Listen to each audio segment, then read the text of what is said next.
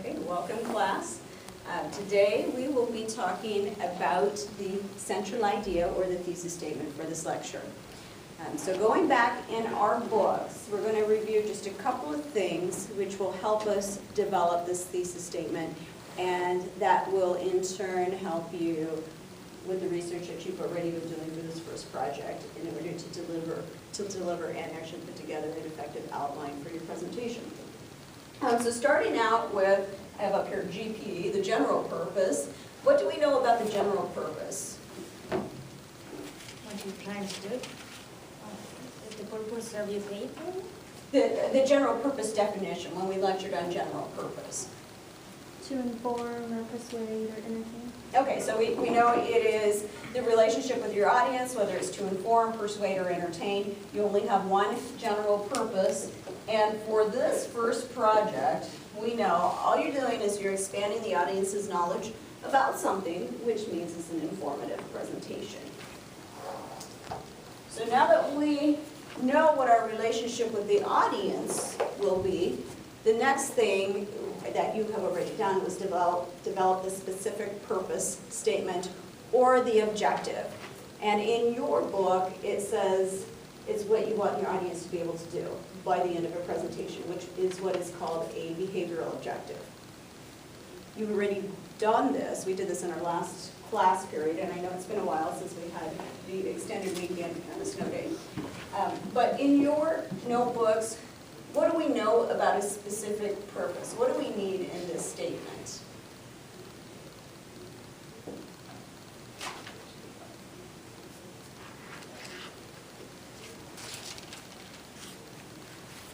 You want to inform your target audience and then your theme and your goals. Perfect. Okay, so we know that it's the general purpose, which was to inform your target audience is you. And then your theme, your goals. And that's when we took information from the informative chapter and we considered, what are we talking about? Are we talking about your people, places, or things? Are we talking about an issue, a condition, a process?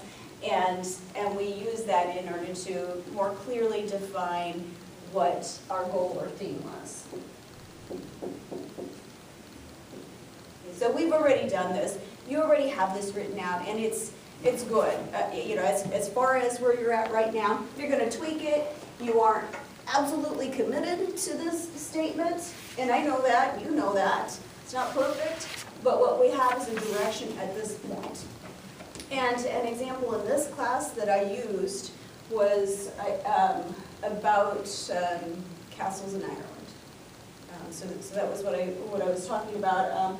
I will inform the class about the key castles in Ireland. That was our example that we used in here. It has all those three things.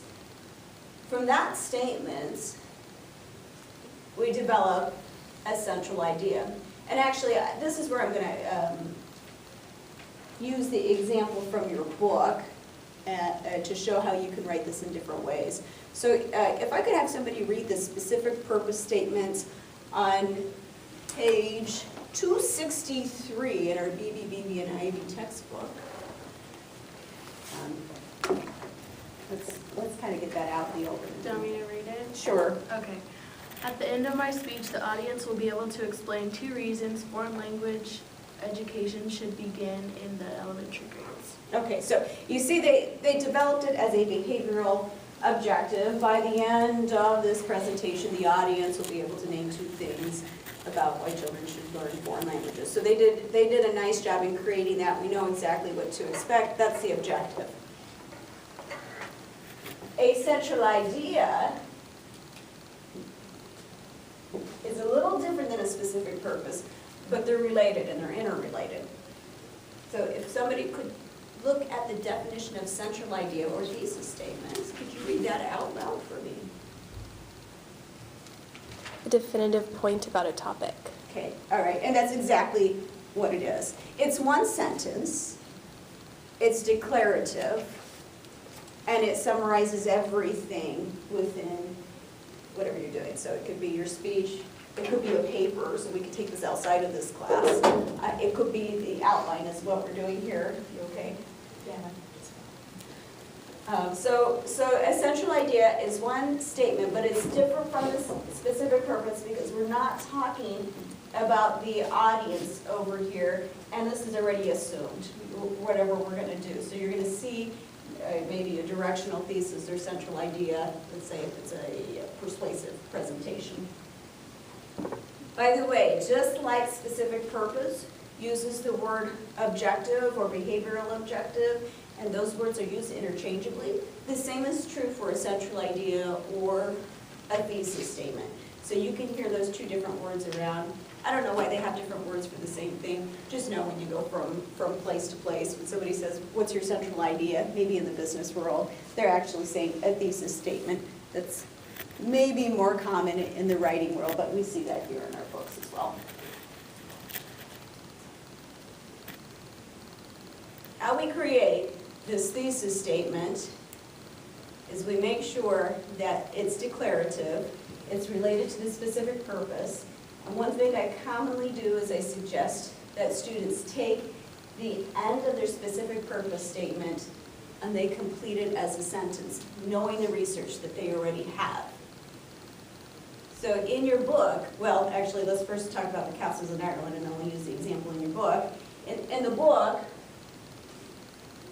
in my example, if I'm to say the castles in Ireland for the first part of this sentence, I know that I have to finish this sentence with something else. So if I were to say the castles in Ireland are important to this culture because of something. The importance of Ireland castles and are important to the history of this culture, something like that. So you could do that, and that's a single declarative statement. And so what I would expect within your outline or your presentation or your report would be everything that had to do with what I just said. Now there's a couple of different ways to write this.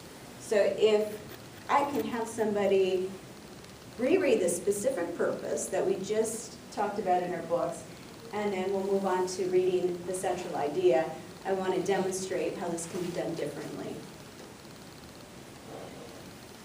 At the end of my speech, the audience will be able to explain 2 reasons foreign language education should begin in elementary grade. Okay. And then go ahead and read the central idea for us. Foreign language education should begin in elementary grade.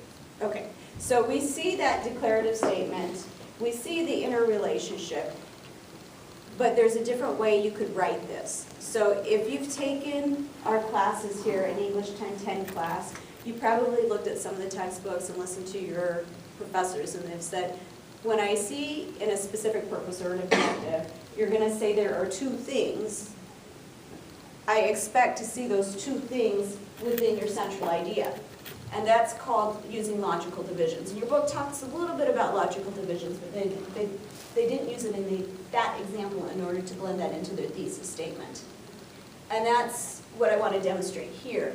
That's what I know that we teach here at the college. That's what English 1010 will show you how to create a thesis statement. So you're actually writing your main points within the central idea. So how many of you does that feel comfortable to you? You've learned how to write your thesis statement like this. Yeah, and so if you've taken the English 1010, that's how they'll teach you. That's fine. So if we were to tweak this, tweak what they have in the book, we would say foreign language education for children is important for these 2 reasons. one, it's easy to learn when you're young, and second one, it helps you in the future. So, did you hear that? 2 things. I would expect those 2 things within your outline. That's correct. Plus the way your book wrote it is correct as well. If you do say something in your objective that says, I'm going to talk about these 2 things, I personally want to see those 2 things in your central idea. So that's what I would want you just to kind of take it a step up from what your book is demonstrating in here. Are there any questions about how to develop this statement? Okay, let's turn off the cameras for a moment, and then we're going to go into a work